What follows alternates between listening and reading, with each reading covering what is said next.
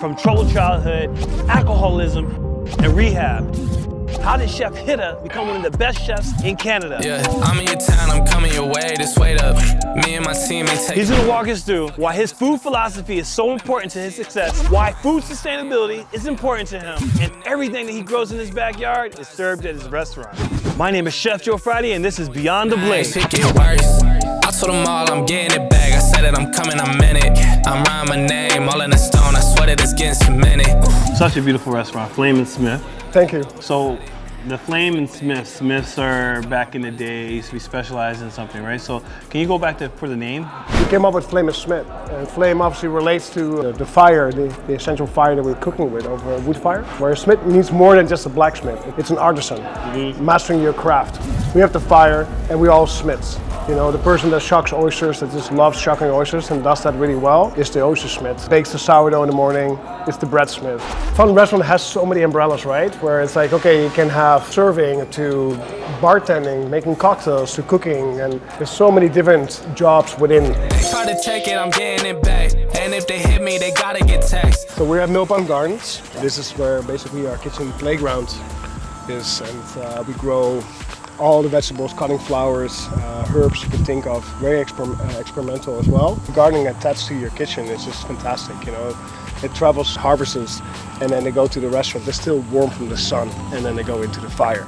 The inspiration behind all this, like there's a lot of chefs that kind of have this vision and this dream to do a garden. I think it rooted back in Amsterdam when I was fortunate enough to work at a restaurant called De Kas, which literally translates to greenhouse. It was an old city nursery that was transformed into a restaurant back in 1909, and this is a restaurant doing farm to table, literally before farm to table became a thing. When I finally got to that stage of opening my own restaurant, I always knew that I want to have my own farm. If I would not be a chef, I would probably be a farmer. To the floor, to the couch, might wake the neighbors up, break you in and break you out.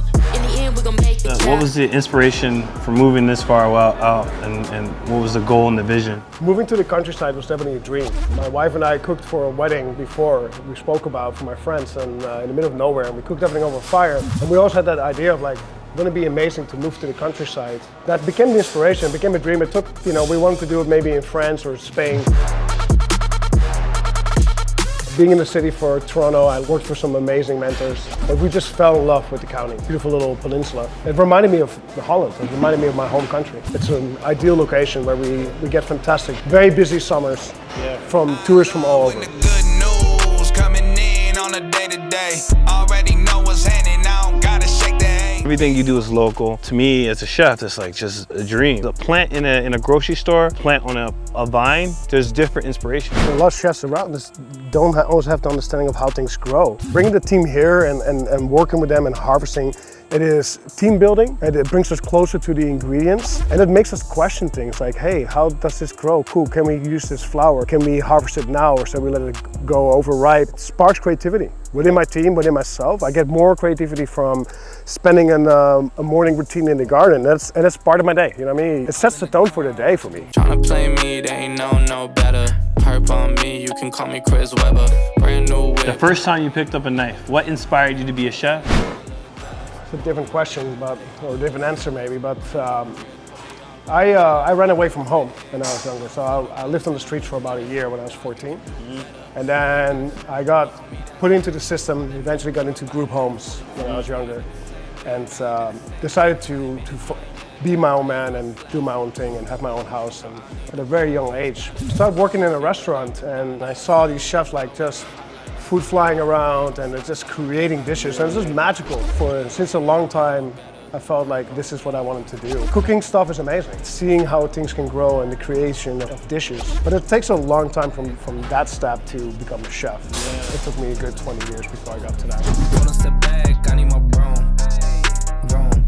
Hop in the car, watch it go vroom. I've been part of opening restaurants for many in the city in Toronto, but also in Amsterdam and so on. Building your own and having your ideas, and when you start throwing a team into it, and the vibe and the personality that the restaurant becomes is, it's just amazing to see. By my face, hey, don't got time to waste. I don't need permission, I'ma do it all today. The special dish you have that curated through your garden. I guess everything on your menu is. How's it inspired by here? So yeah, the garden is a huge inspiration for us for the garden, right? So based on knowing what's happening, what's coming into season, what is getting harvested next week, communication with the farmhand, because I don't do this all myself. We have an amazing team, including my business partner, my wife, who is managing the farm. So today we're doing a dish later on that's it's inspired by the radishes that are coming from the garden. Guys, I don't know about you, but I'm so hungry right now. Grave shift. They don't know how long that I've been waiting. Extreme hardships in your life that you had to overcome to like be where you are now? During the years of my career, I think, you know, I didn't notice, but I thought, you know, that was normal, but like I know that I was drinking too much. And I recently quit drinking. That first step of like admitting it to yourself and to somebody else and saying, hey, I got a problem, I gotta fix this. The change I've made and the growth I've done in a year, it's like, compared to 5 or 6 years, that's huge. Yeah. So much change in 1 year.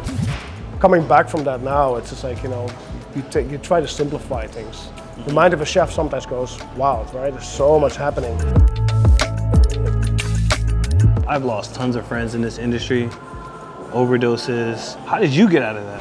For me, it's like, now I have a better understanding why I was doing certain things, why I was self-destructive, you know what I mean? I was not an aggressive person, but it's definitely not the person I wanted to be. You know, I lost my brother at age, when I was 19, my brother was 23 years old. He's my only brother and he was very close to me. We come from a pretty broken family, and being on my own at that age already, there was no support in that either, so I just didn't know what to do. So what did I do? It's like what I knew best. It's like I knew how to drink and I knew how to party. Especially being in Amsterdam, there's lots of drugs around, there's lots of alcohol around. I hit rock bottom, and you know, I asked for help, and I knew that it was my first step, and I went to rehab center. It's amazing to see how much stays with you. It just kind of bottled up, and the biggest thing of progress and growing and growth is like understanding that and being able to express those emotions. And learning about yourself and sharing and asking for help.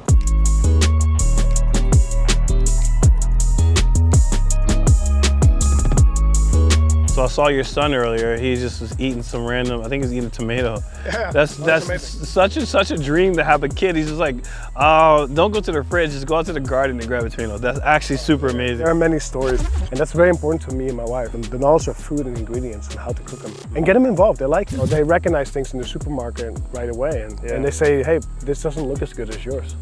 Yeah.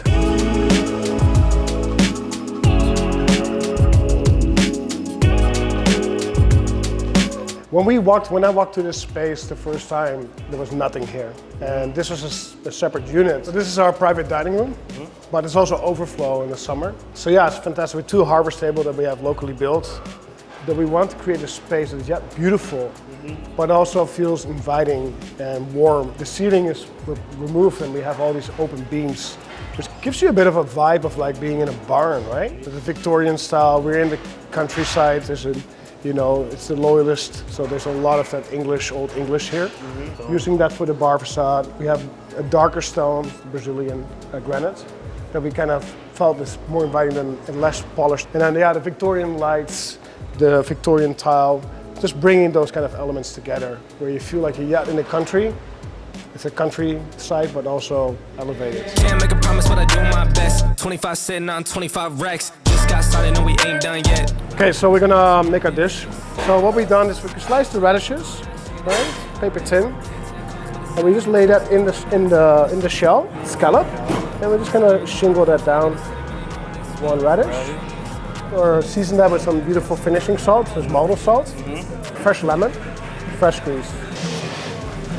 We get a nice Spanish olive oil here, so that goes sour. And it brings a bit of creaminess to the dish. Nice. And these are local melons. Okay. Perfectly ripe. And it brings a bit of sweetness to that dish. Beautiful color. And then we have preserved lemon. These are baby lemons that are preserved in salt. And they're very aromatic. This is basil from the garden. Yeah, this is aromata, yeah. Charring that, so it's slightly charred.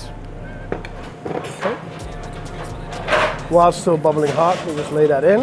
And this is togarashi also. Togarashi. Yeah, you know togarashi. It's a fantastic.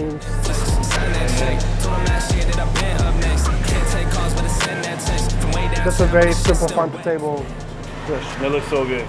Then that's an appetizer. Hey. Okay, here we go, chef. I gotta get in there. I'm gonna get a little bit of everything. That bacon. It's so good. The creme fraiche like mellows everything out. The melons are really nice. The guanciale, that fat and that crispiness, and you can taste that nice spice of the radish. It's perfectly married to the scallop. Wonderful dish. Thank you so much for your time. And we can see all the passion that you have for cooking in this one dish right here. Thank you. Thanks, chef.